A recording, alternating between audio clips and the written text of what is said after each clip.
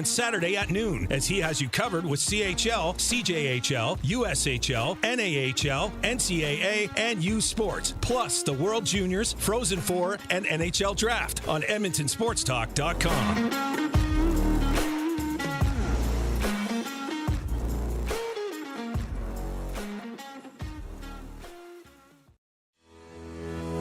Friend of EST, Eric Thomas, takes you around the track all the way to the checkered flag on Raceline Radio, Tuesday nights at 8 and Saturday morning at 9, only on EdmontonSportsTalk.com.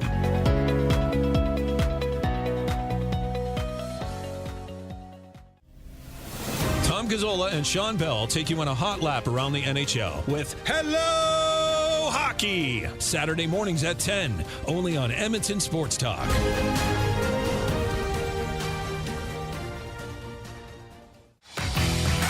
Get all the latest news and takes on everything Oilers with Dustin Nielson and Tom Gazzola on the Oil Stream. Live at noon, Monday, Wednesday, and Fridays. Only on EdmontonSportsTalk.com.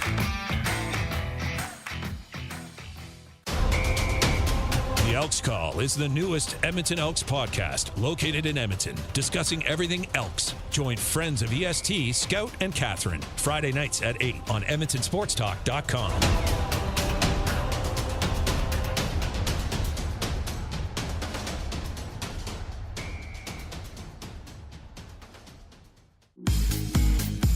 Join Murray McCourt and Curtis Stock for tips and tales from courses around Edmonton and area with the VIP Golf Show, presented by the Tailor Made Performance Center at the Ranch, Sundays at 8:30, only on EdmontonSportsTalk.com.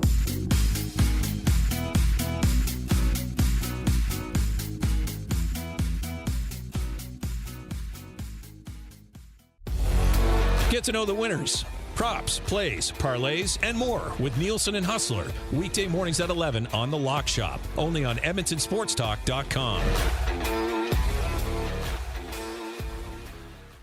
Two guys and a goalie. I think we're going to see some big things from Evander Kane this year. You think so? Like if he stays healthy, like 40 goals or something? He's used to Edmonton now. He's solidified, I think, his place in the dressing room. I think there's a comfort factor that takes a little bit of time. Two guys and a goalie with Gager, Cassian, and Nielsen. Tuesday and Thursdays at noon. Only on Edmonton Sports Talk.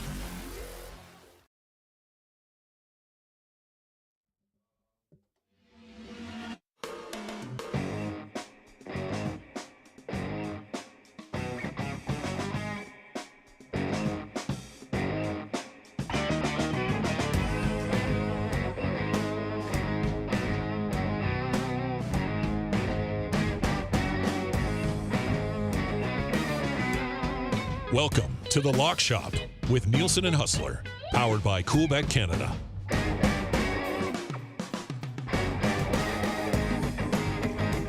What is going on, everybody? Welcome to another episode of The Lock Shop. Dusty and Huss with you. Huss will be popping by here in just a little bit. It is Nielsen to get us going. As always, Lock Shop brought to you by our great partners down there at Coolbet. I'm pointing down at the bottom of the screen. Let's see here. Right there. Coolbet. That's right. That's who it's brought to you by. Sign up for an account today, coolbet.com. Enter the code LOCKSHOP when you do, and you'll get a 100% deposit bonus on your initial deposit up to $200. Lock Shoppers, if you want to chime in on YouTube, feel free to leave us a comment. And if you are listening right now in your car or anywhere else, of course, you can text us anytime, 780-218-9999. And we've got a few NFL texts still lingering around in there. There he is, Huss. What's up, buddy? How you doing, man? Busy day in the Peg. We've got a new captain here with the Winnipeg Jets. So just keeping an eye on that, getting ready for what should be a pretty fun Winnipeg sports talk show today in an hour. But it did kind of take me away from obsessing over the fallout of last night. I mean, were you watching else, wasn't it? Were you watching the game at that time? Like, were you back in time? I was not. Marshall had basketball last night. So we were at basketball, and then we were grabbing Mr. Sub. It's like a Monday tradition after basketball. I think he's only in basketball still, so he can have Mr. Sub. But anyway, we finished up basketball, and then I'm looking, and we got our Lock Shop text group going. And I saw, I don't know if it was you or Patty or Jake or somebody was like, I can't believe Rogers got hurt 2 plays into the season. And I thought you guys were joking. I was like, ha, ha, ha, ha, funny joke. And then I got home and I caught up. I watched, I ran it back and watched the game. And just with the way everything played out, Rodgers gets hurt, leaves the game. Wilson comes in, doesn't play well. Allen throws 3 picks to the exact same dude, fumbles in a critical moment, and the Jets win the football game in overtime on a return. It was a dud game, I thought, for like the first half, but then some of the drama late really sort of picked things up on the first Monday Nighter, buddy. The crazy thing is that will go down as one of the most memorable Monday Nighters of the last many years. Yeah. And there's been some wild games, but just everything that went into it. And I'll be honest. I mean, that sight, and I'm not sure if you caught this, but Aaron Rodgers on 9/11 with the American flag, I know, leading the thing out. I mean, yeah, people were all in at that point. And listen, I know a few Jets fans of the football variety. And they have a mentality of just wait, something terrible is about to happen. Well, all the time, right? That's how Jets fans always are. You're right. That is their mentality. And unfortunately, that is going to be fortified even more in the minds of everyone that had bought in, that was so excited for this season. And I'll tell you what, Dusty, watching that game last night, you understand why they were so excited, because that's a hell of a football team. I mean, that New York Jets defense, and we can get into this a little bit more, whether were they that good or were the Bills and Josh Allen in particular that poor. But listen, they won 7 games last year with Zach Wilson, Mike White, and Joe Flacco. Yeah, that's true. You're right. Well, they have an amazing defense, right? And some decent weapons offensively. That catch by Garrett Wilson. That was. I mean, but that it just goes to show what he's going to have to deal with from a fantasy perspective all year with Zach Wilson. Like, Zach Wilson looked like he was trying to throw a touchdown to the Buffalo Bills defender, and then Wilson stepped in and took it away. Like, that was not good. What do you think they do at quarterback, man? Do you think they ride it out here, or does Strevler get a contract again? Does he come in and back up Wilson, or what happens there? I mean, if they were smart, they'd find a way to get Nathan Rourke in the QB ring. I'll tell you that much. I legitimately think that he could be a guy that would go in and could have some success, like could lead a team to wins, especially a team that's set up like that. I said on my show this morning, and I don't know if this is you and I being huge CFL stands, but I feel like I'd be more comfortable with Rourke at quarterback than Zach Wilson right now. I mean, listen, you're right. You're right. Maybe it is. And listen, we've spent a lot of time, and we've got a chance to see a lot of Nathan Rourke and see him excel.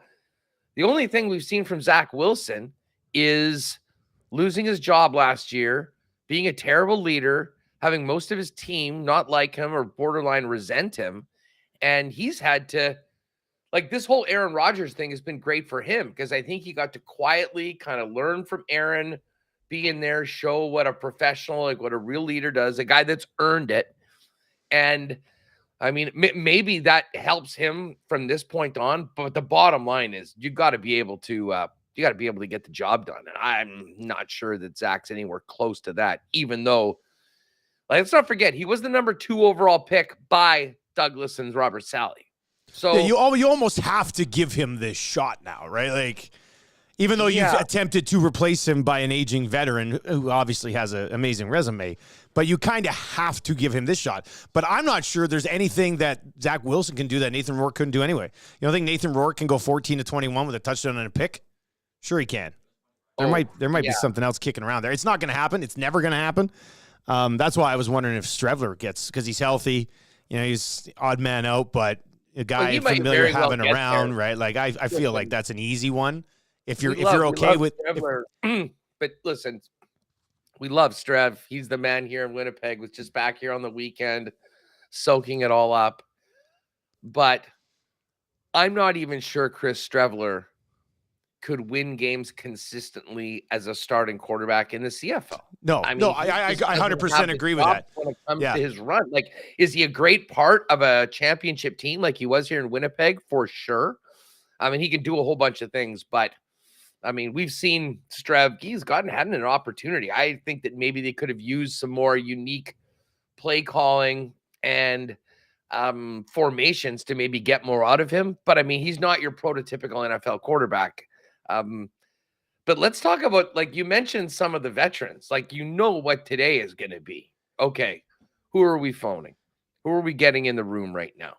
Because Mike White's gone too. Joe Flacco's not there. Carson Wentz. I mean, that was Jameis the Winston? name that I'd heard too. Cam Newton.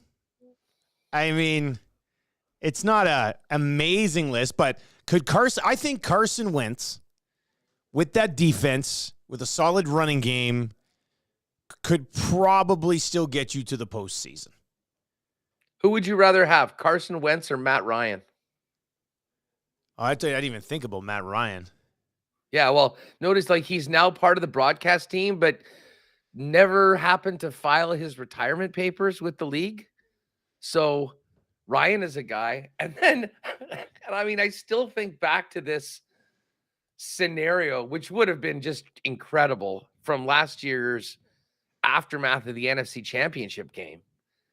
But you will recall the report that if the Niners, once Purdy was out, if they were able to get somehow through Philly, they were going to sign Phillip Rivers and start him in the Super Bowl. So, I mean, listen, I would, if they somehow got Rivers off of, I think he's coaching high school football and he's about to have his 10th or 11th kid. Yeah, he's too busy banging to be worried about what's going on. But hey, he did that throughout a pretty incredible and long NFL career. So, oh, and by the way, RG3 today, low-key pimped himself for the job on ESPN. It was amazing. What do you say? He says, well, you know what? There's a lot of veteran quarterbacks out there that, that can absolutely play. You look at guys like, named a couple guys named Kaepernick, myself. I had a general manager tell me that he would sign me, but there's just too much that comes along with it.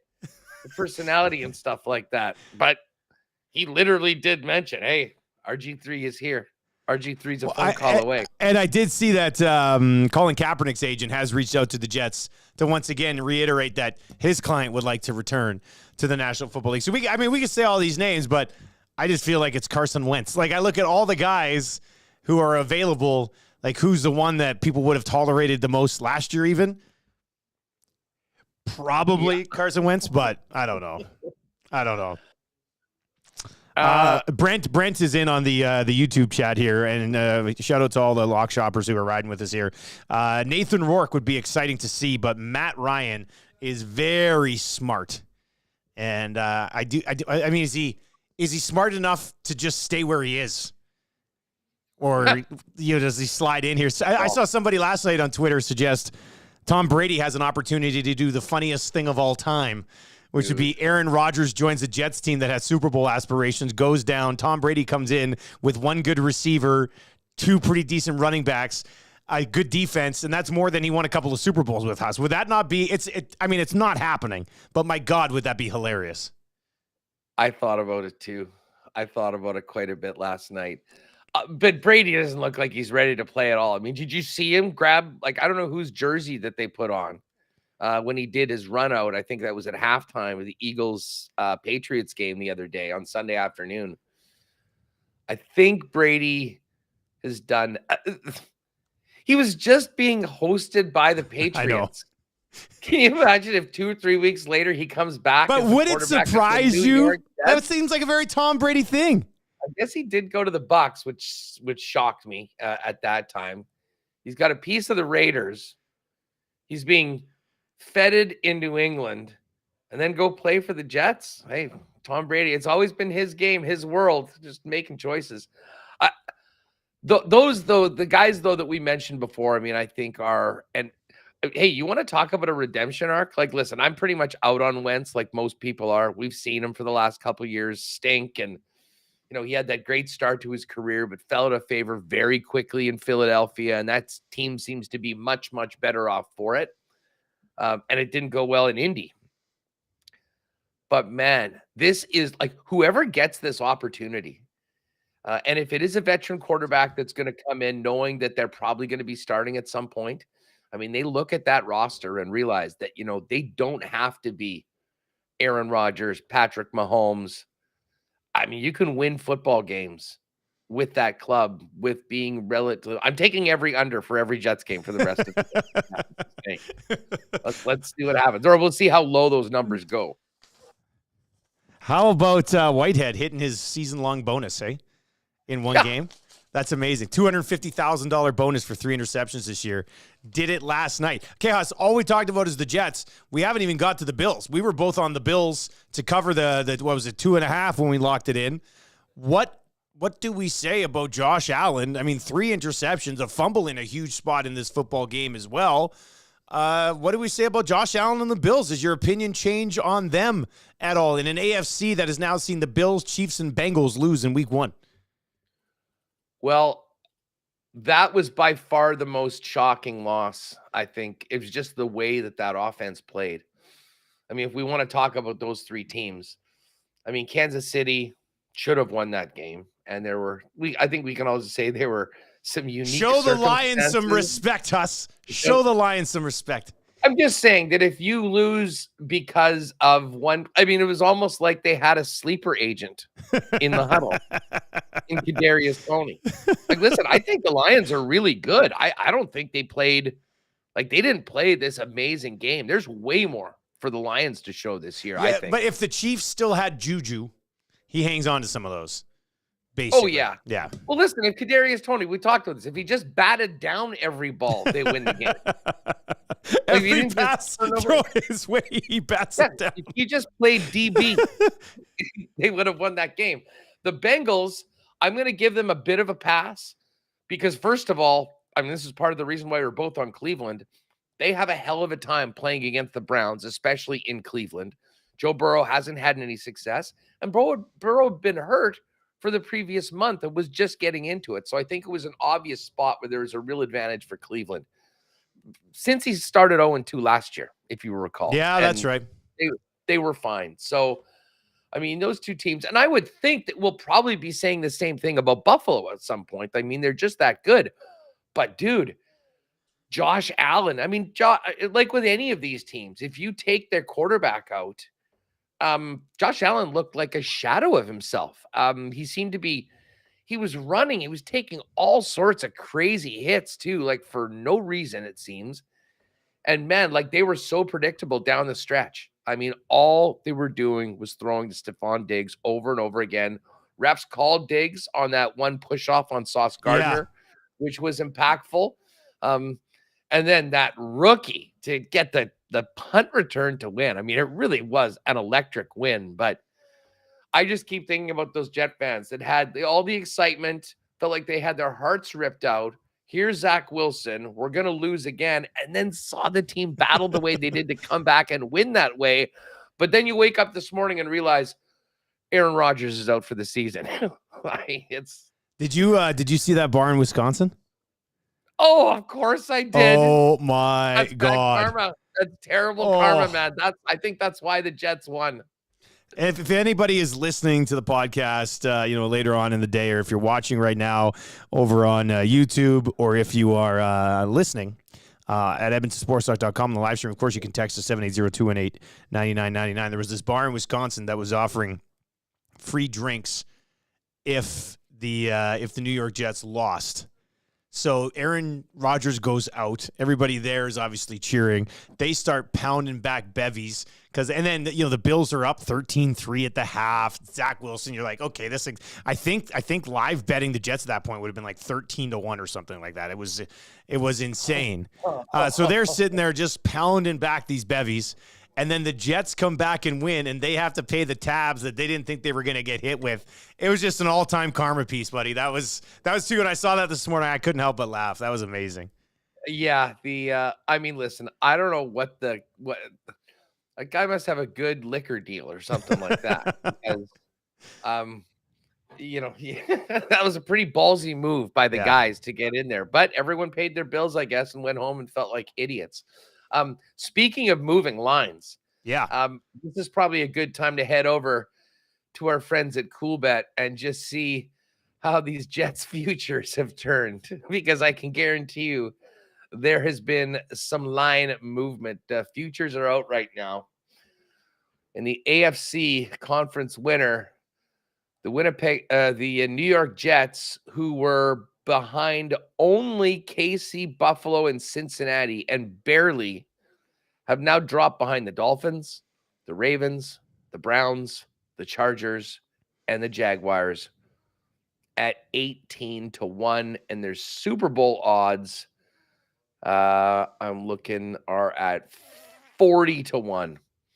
And I wouldn't be surprised if that actually goes up a little bit more. I've seen as high as 60-1 today for where they were at about 11-1, as low as they were in some books right now. So it's pretty clear.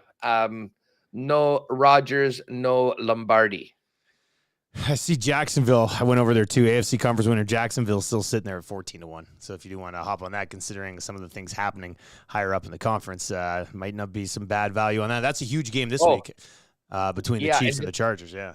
Well, the Jags. Yeah. We'll get Jags. Sorry, what did I say? Chargers. Yeah, Jags. Yeah, Jags. And I will say this from our divisional previews, I am feeling quite good about that Miami Dolphins AFC East future. Oh, Dolphins must have loved last night. Dude, they were plus 320 when we did that a week ago. And now they're plus 120. And they're the favorite. Now, again, they've got a one win up on the Bills and the Patriots. But it goes Miami plus 120, the Bills plus 145. The Jets have dropped all the way to plus 650, even with the win last night in the division. And then the Patriots are at 11-1. So some very significant line movement with everything to do with the New York Jets at Coolbet and throughout the betting space. Rip City Step is in on the text line today at 780-218-9999. Guys, the Chiefs about to lose again to the Jags. That would be in the... That's very possible. That would be, man, how would you... I don't know. I mean, the Chiefs starting 0-2 would be quite surprising. With that being said, not an easy task for either of those teams. So that should be pretty good. Well, listen, that game, and you know what, we should maybe take a look at these opening lines. I was going to say, I've got a few notes on the opening lines. I've taken a look ahead. There's a couple games I find interesting, so we can definitely do that. But I'll just say this about this Jags game. The Chiefs absolutely could lose to the Jags. Great news that Chris Jones signed yesterday. That helps. And we'll get some clarity on Travis Kelce. Listen, I'm pretty confident the Chiefs are going to be fine. Like, as far as, you know, even if they do lose this game, there's enough games in the schedule that they're going to win. They'll be in the playoffs. The one thing that's a little different for Kansas City, though, if they do have a tougher start, especially in an AFC that seemingly is so much stronger now, despite the loss of Aaron Rodgers, the one thing the Chiefs have done consistently is have the AFC Championship game go through Arrowhead Stadium.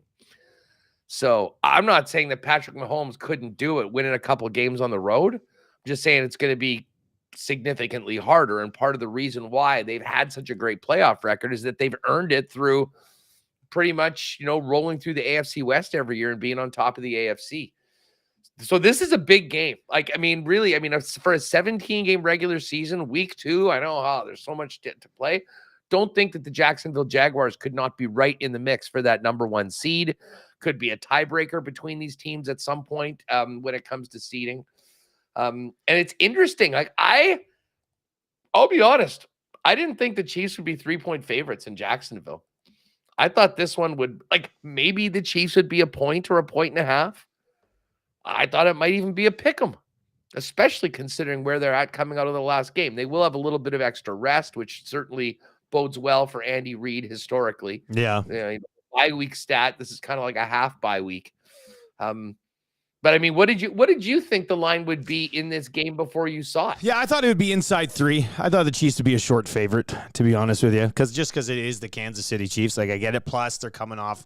You just said it. They're going to have a little bit of extra time. They're coming off a loss, so they're definitely going to want to get right. They don't want to start the season 0-2. So I would have assumed that the Chiefs would be probably a little bit of a shorter favorite than the 3 points right now. They're minus 161 on the money line in this game on Sunday against the Jags. So that's Yeah, that's a big. We'll see. Where do you think that settles in? I mean, it's pretty early here. We're on Tuesday morning. We've got all the lines. I'll take you for a quick rip through them. But where do you think that game actually settles in? Is that money going to come in on the Jags right now at the 3 points? I would think so. I think there will be some people that'll jump on the Jags as a home dog to the Chiefs.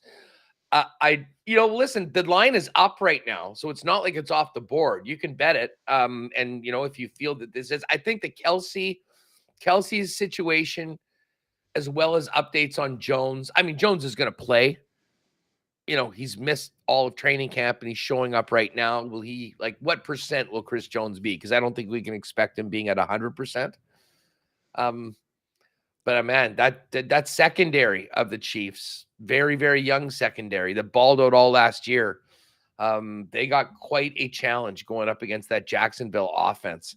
But yeah, right now, Jags 3-point underdogs at home, Chiefs laying 3 on the road. A couple of other games, I was quite surprised. And I'll be honest, I jumped on this right away because I figured this is going to be a line that probably moves. I know J.K. Dobbins got hurt and the Ravens. Did they have another big injury on Sunday? I don't think so. I could be wrong. I might have missed it. But for the Bengals to have looked as bad as they did last week, to have the Ravens and for the line to be 3.5, I thought that's a 3-point or less game for sure. And I mean, I could give you a couple of reasons why I think the Ravens might be live to go in there and win as a plus 153 underdog. But that game, just considering the way Cincinnati looked in the first week of the season, and Baltimore is no joke. I mean, I know they beat the Texans, but you think Lamar Jackson's going to have back-to-back 5-point fantasy weeks? I don't think so. No, I don't think Joe Burrow will either. I think that should end up being a pretty good football game. But yeah, I just usually when you see those two teams, it's within a field goal. So the fact that you're getting it at plus 3.5 right now, I would think that probably settles in around a field goal when it's all said and done a little bit later on in the week. But like Hus mentioned, if you think the Ravens are going to go in and start the Bengals 0-2, you can get them at plus 153 right now. Quickly, Thursday nighter, the Vikings are a 7-point dog going into Philly. And then we've got Green Bay, 1-point favorite to open up in Atlanta. The Raiders. What did you think about that one? Just quickly. First, I was fascinated with Green Bay and what the line was going to be this week after what they did to the Bears last week and how good Jordan Love looked. This is another line that I think, even though Atlanta won at home, they did it against Carolina, who's got major, major issues. I was a little surprised that the Packers weren't laying a little bit more right now. I thought maybe it would be Packers by 3, to be honest with you. So, yeah, I like the Packers at money line, I guess, at minus 111. That was one of the other lines to me that sort of jumped out going, geez, I have a feeling that we're going to have to pay more later on in the week if we want Green Bay in this game.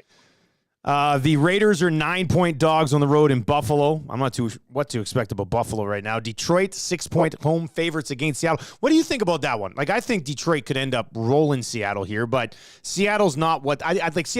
They got to be better than they were last week. But Detroit, home opener, coming off what they did.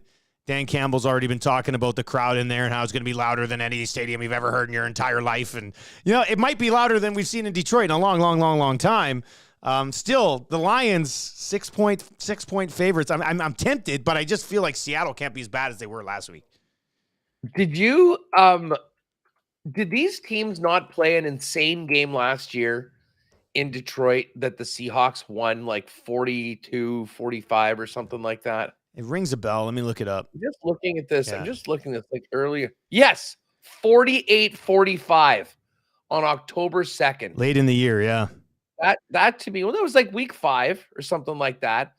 Geno Smith went for 320. Rashad Penny had a massive game, 151 and 2 TDs. And Jared Goff, in a losing cause, threw 4 touchdowns. Jamal Williams ran for 102, and they lost. So do you think it's something similar?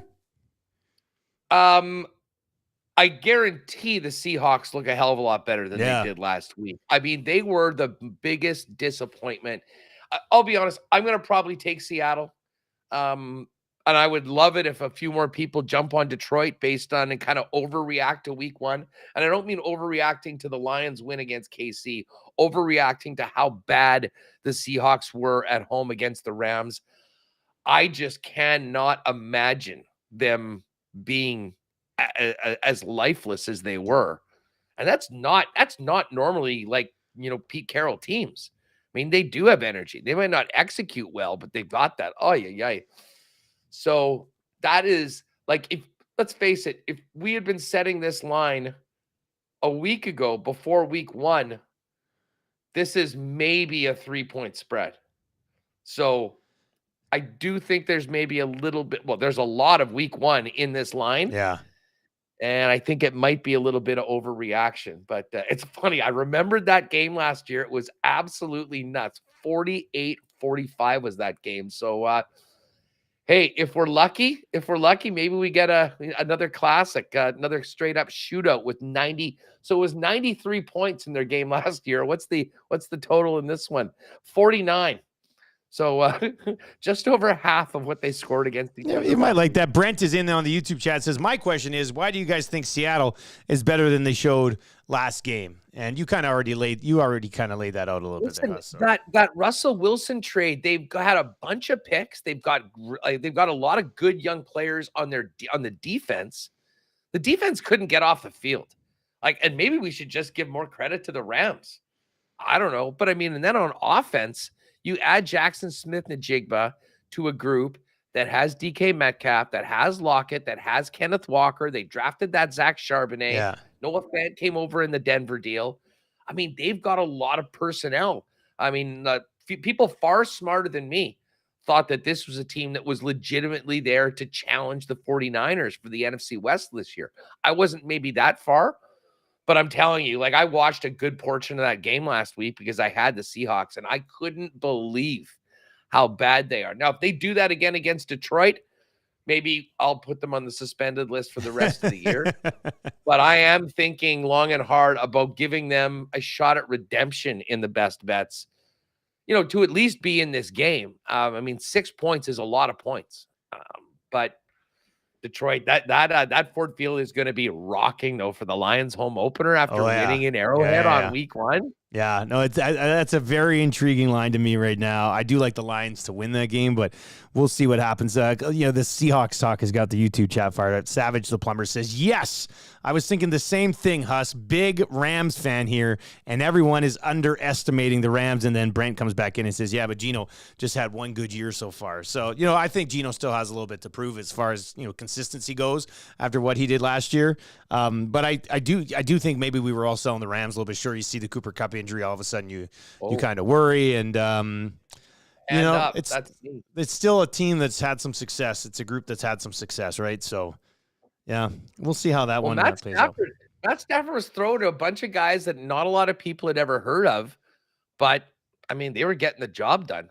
I mean, and here, you want to know a crazy stat from that game too? This is sort of a little fantasy tidbit. So Stafford goes crazy to those two receivers. Cam Akers had 22 carries, 29 yards. He was averaging just over 1 yard a carry. He actually ended up getting 22 carries? 22 carries, 29 yards. Jeez. So they did a good job at holding down the run. He averaged 1.3 yards per carry. Yes. Ugly. And I'm pretty sure a lot of that came in the second half when they might have just been sort of trying to grind it out in the end, because I think Kyron Williams had a lot of the workload in the first half. So, well, the funny thing is, in the second half, they did whatever they had to do, and they were just getting these first downs. Yeah. I think I told you yesterday, Seattle had 455 of ball possession in the second half. I don't know if I've ever heard a team. That's because Cam Akers was only moving at 2 yards at a time. So so they managed to continue to just, maybe they did it by design. Maybe they just want him to go just a couple yards, and we'll pick up the first down. That's your job. Go in. Yeah. Playing chess when we're all playing checkers. Quickly through the rest of the lines here. The Colts, 1.5-point favorites in Houston. We already hit on the Chiefs and Jags. The Bears, 3-point dogs on the road in Tampa. That's interesting. I guess we'll have to see who the Bucks. We kind of know the Bears are the Bears still, but are the Bucks kind of what they showed a little bit last week? Chargers, 3-point favorites on the road in Tennessee. The Cardinals, 5.5-point dogs at home. This is where the lines opened this morning. The Niners, 8-point favorites against that Rams team we were just talking about. The Jets are now 9.5-point dogs against the Cowboys. Commanders, 3.5 road dogs against the Broncos. Miami, 2.5-point favorites on the road in New England. Saints and Panthers on Monday night. New Orleans is a 3-point road favorite, and the Browns, 2-point favorites in the other Monday nighter against the Pittsburgh Steelers, buddy. Okay, here's another funny thing. And this actually will be a fun Tuesday segment just to hit the lines and, look ahead to the week. Can you imagine after watching Sunday Night Football, the massacre at MetLife, Cowboys were up 26-0 with 8 minutes left in the second quarter. They just sort of chilled the rest of the way, 140-0. Can you imagine the team that just got embarrassed 40-0 at home being 5.5-point road favorites the following week? Yeah. Listen, that's a huge stay away game for me. I don't think I touched it either. The Cardinals hung around way back. Like, they lost, but they hung around way. They were leading at a couple points against the Commanders. So I know. Yeah. I know. And they're 1-0 against the spread. It'll be hilarious. We should be tracking these teams because, listen, everyone knows that the Cardinals have potentially an all-time bad team. They did show a little bit in, against the Commanders in game number 1, but the lines are going to be so big against these guys. Like, as I said, if the Giants are laying 5.5 on the road in Arizona after being destroyed 40-0 and basically mercy ruled by the Cowboys, how big can these lines get when they're going on the road and playing some good teams? I do not know. We were just talking about the Rams, and in chat, Savage the Plumber says a very good point. Anytime you have a healthy Aaron Donald, you have trouble, and he can be a game wrecker on his own. And Akers needs to be better. But I think there's something to the history of that NFC West, like over the last 5 to 6 years. The Seahawks always seem to have a tough time with the Rams, even at home. Super close games. Jared Goff's gone in there before and won, I believe. Matt Stafford as well. But I'm pretty sure it's the opposite when the Niners and the Rams get together. And that is why, laying 8 to a team that just had a win the way they did, that was sort of a stunning line just to see right off the bat. Yeah, right off the bat, yeah. But then I think about it a little bit more and add in, like, I'll have to go back and look at this, but I'm pretty sure if we looked it up right now, the 49ers have absolutely had their way for the most part over the last 5 years, like in the Shanahan-McVay era. At the same thing, McVay's always been getting it over on Pete in Seattle. Oh, we'll see what ends up happening there. If you are, if you're watching right now, the Dane says, is it the Dehay? I live in Regina. My question is, if cases power off and Wi-Fi is not working, what happened next? No shows or yes shows? I don't know. Is he talking about like our show? Basically, I feel like he's watching in Regina and he's wondering like if something powers down, if our shows continue. To be honest with you, man, I know you've asked the question like 3 times in the chat, but I still can't understand it. So Dan here, as a veteran of the world of the internet and YouTube, if your Wi-Fi goes down, the show's still happening, and you'll be able to go back and rewind afterwards and check it out. If our internet goes down, the show will not be being broadcast. That's trouble. If our internet goes down, we got bad news.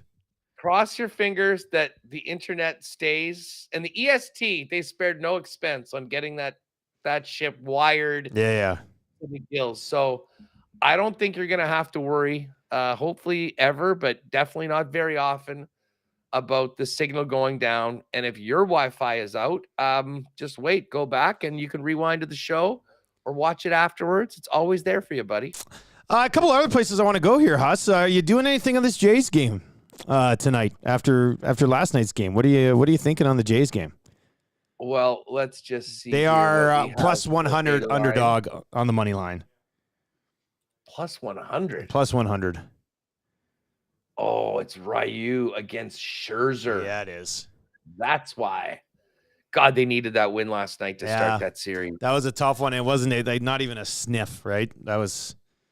Well, it was a close game. It was 3-2. Then they let in 2 runs in the 6th, top of the 6th, not the end of the world. Get one back, 5-3, and then they brought in, was it Cabrera, 92? That one of the first guys they got in trade. And then we're watching this game. We're all freaking out about Aaron Rodgers, and I just look over, boom, grand slam. And the minute that slam went into the bleachers at Rogers Center, we knew that we could just focus on the Zach Wilson reclamation project on the big screen because the days were pretty much done.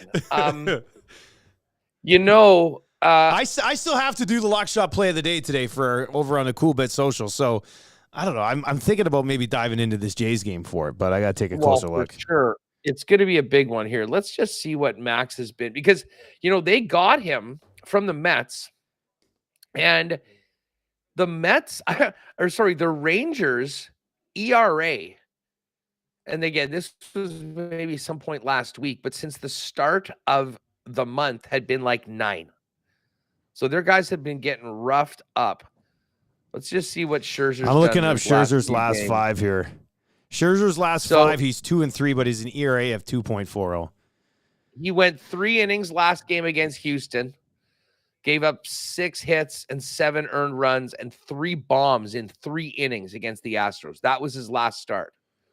Start before, 6 innings, 1 hit against them. And 7 strikeouts, and then 10 strikeouts in the start before that. So, yeah. So he's coming off a really rough outing. What has he done after coming back? Well, after his last couple of rough outings, he's actually been pretty good. Like, he's a gamer, man. Max Scherzer. It is definitely tough to bet against him. And then Ryu's been good. Yeah, Ryu has gone. He basically has just gone 5 innings every single start. You pretty much know what you're getting from him. You're getting 5 innings. You're getting between 0 and 2 runs allowed.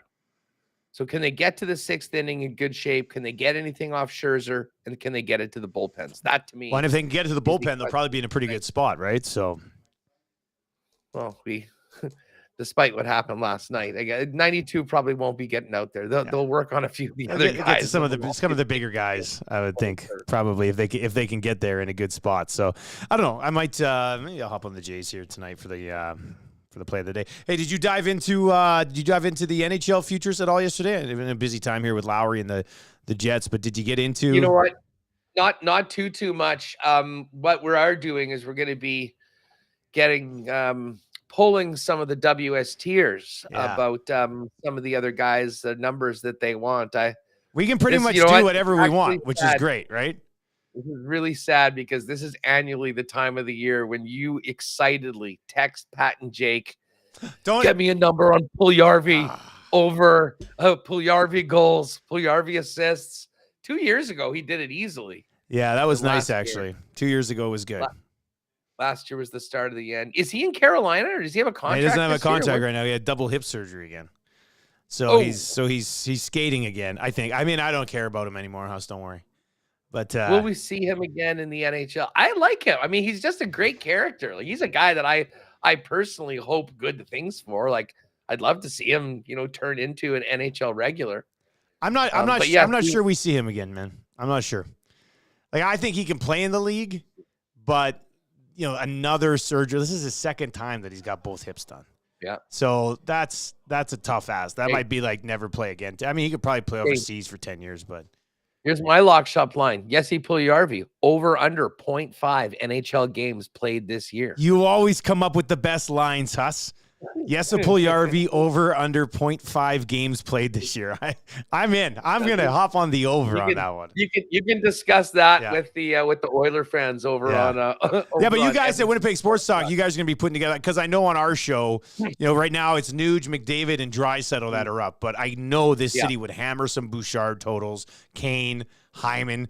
We'd probably even move the needle a bit on Connor Brown if we wanted. So there'll be a few things that I'll get up over there from Coolbet too. Yeah, well, I mean, we're going to have some fun over this next little bit. I mean, players starting arriving. Are Oilers going to Penticton, like for their young players? They've got they've got everybody on the ice right now. The whole team's here already going, and then they'll be playing there. What do you mean the whole team's here? This is a violation of the PA. No, captain. Hey, Hus, captain skate, captain skate. No coaches. For sure violations. There's some for sure violations happening right now by the Oilers. You can't do that. You can't have everybody skating together. It's a clear. I know people at the PA. We're gonna get to the bottom. It all started right here on the Lock Shop. Savage the Plumber says, "I wish we could parlay those goal totals." Well, you can't, but I can probably set something up so that you can. If you guys want to have some crazy Oilers promo where it's a bunch of things happen, like a lot of times they are associated, associated results. They're tied together, so that's tough. You have a difficult time doing it, like so many assists and that, but we'll definitely get a few Oilers and a few Jets specials for Edmonton Sports Talkers and Winnipeg Sports Talkers in the Coolbet exclusive for some fun ones, and maybe put together a few nice juicy ones for the entire season. Hus, what do you got coming up on Winnipeg Sports Talk today? I'll dip out here. I'll do a little fantasy football 5. But what do you got coming up?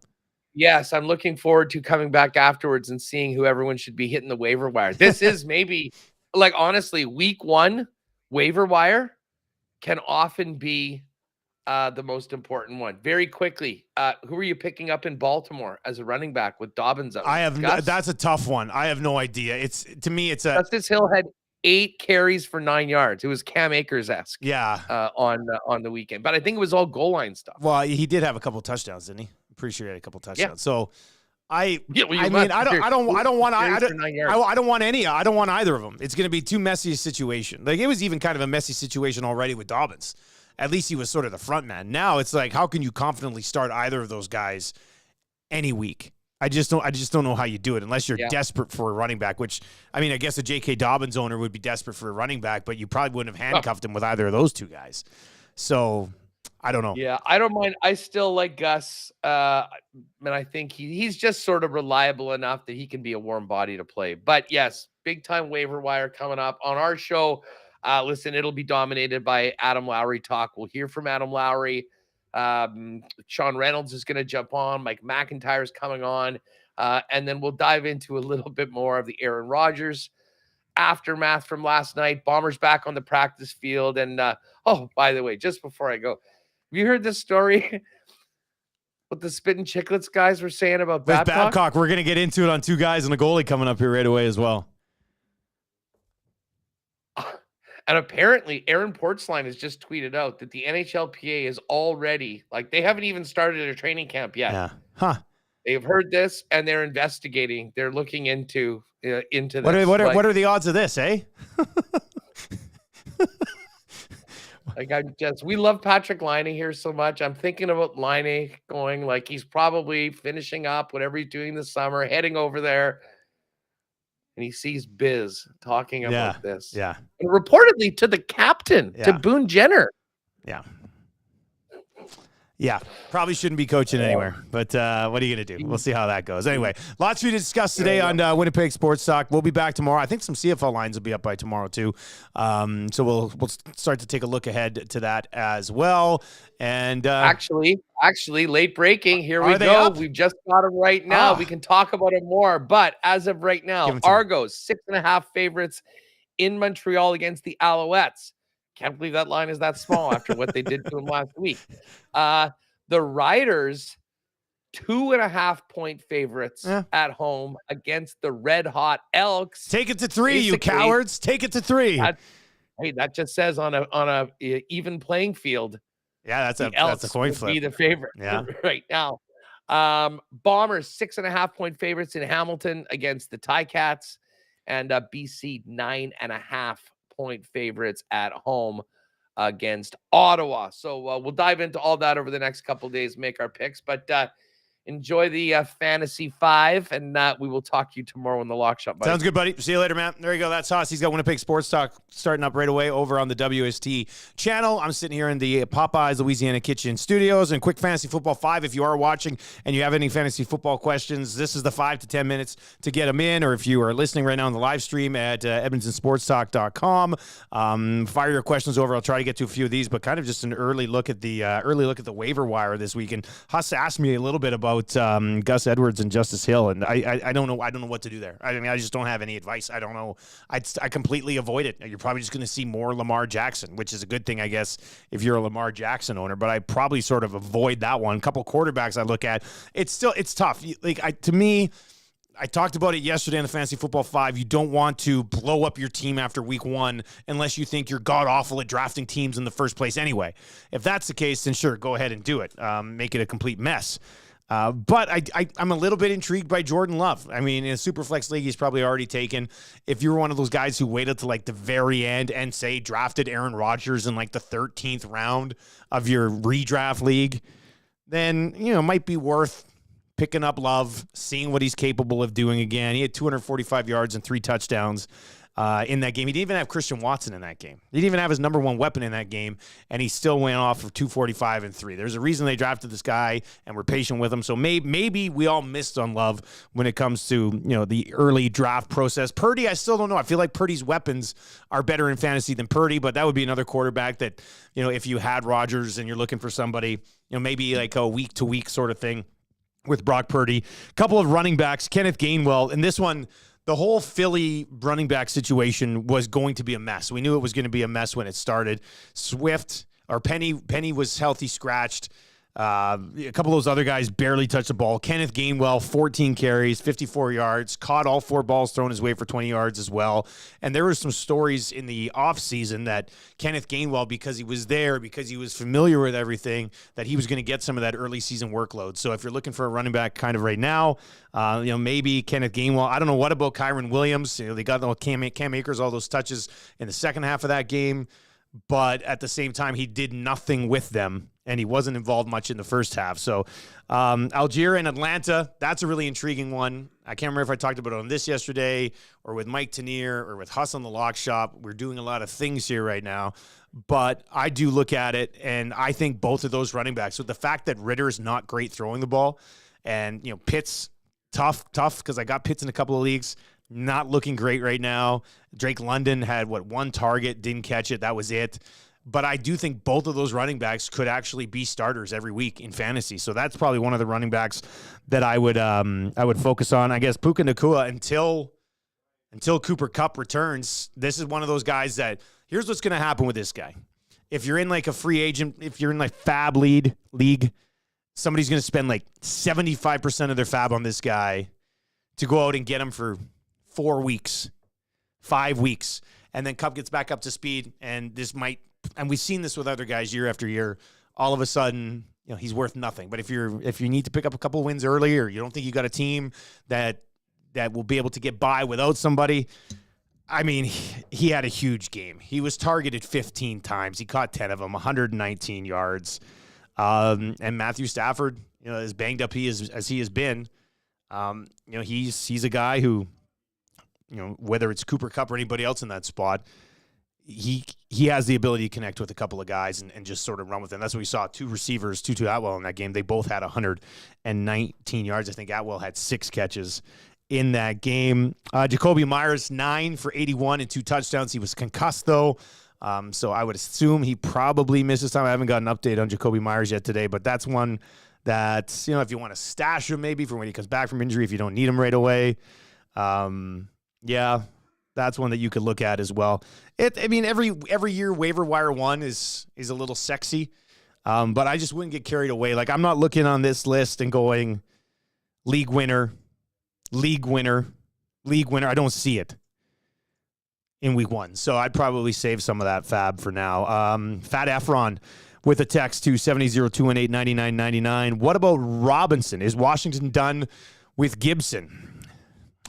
I don't know. I mean, they have an offense designed to somewhat make Antonio Gibson relevant. Just didn't look that way in week one. And when you see Brian Robinson catching balls, you're like, uh-oh, that's a real issue for Antonio Gibson. So, yeah, that's a tough one. Let's see here. Oh, Cash wanted to know if anybody ate any of that meat from that bag of meat that Hus bought after the Banjo Bowl. Sorry. No. Lamar or Purdy?